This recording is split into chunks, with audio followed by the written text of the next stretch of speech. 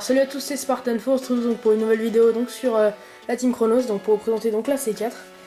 Donc vous voyez ça a un peu changé, car ça c'est l'arrière de la C4 parce que je l'ai amélioré. Donc comme ça a toujours un physique de C4 à l'arrière, donc ce qui est plutôt pas mal. Mais là vous pouvez voir déjà le truc que j'ai transformé, donc c'est pour un mode recherche destruction factice, donc c'est la création d'une bombe factice qui part d'un C4. Donc voilà, donc ça fait comme ça.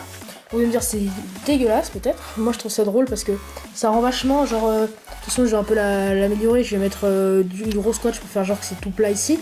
Ça fait un peu bombe un peu fait à l'arrache par des terroristes, ce genre de choses. Donc je trouve ça super bien. Donc là-haut vous pouvez aller voir, il y a un petit corde qui relie.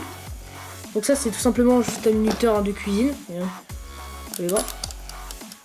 Voilà, et donc pour les games, si vous l'arrêtez, vous avez juste à le fermer. Voilà, désamorcer. Et si vous voulez l'amorcer, ben on va le mettre à une minute. Et en fait c'est par minute. Voilà, et là on attend la fin de la minute et ça se déconnecte. Donc ouais, c'est juste, je vous présente pas le C4 parce que vous l'avez déjà vu. C'est juste pour vous dire que ça c'est la V2, donc du C4, donc avec le câble qui rentre et tout. C'est la V2. Et voilà, donc comme c'est la V2, je présenterai donc la V3, donc où je mettrai le style de parfait, là ça va être bouché et tout. Je vais mettre un truc assez stylé, je vais essayer là de recouvrir de bien scotch noir pour qu'on voit plus du tout, pour que ce soit bien lisse et tout. Voilà, donc après je trouve ça toujours marrant d'avoir un peu un genre d'incrustation quand on voit que ça a été rajouté un peu à l'arrache. Voilà, donc c'est toujours marrant.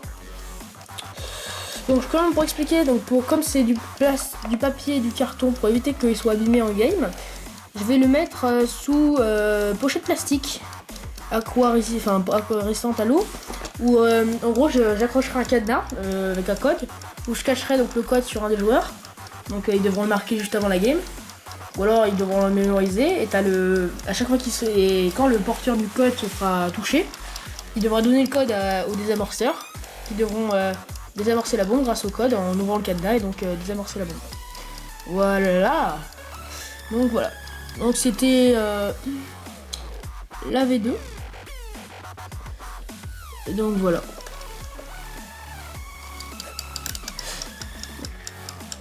Voilà. Je vais essayer juste un truc. Ok, non, c'est bon. D'accord, bon, bah, merci beaucoup. Merci d'avoir regardé cette vidéo, likez, partagez.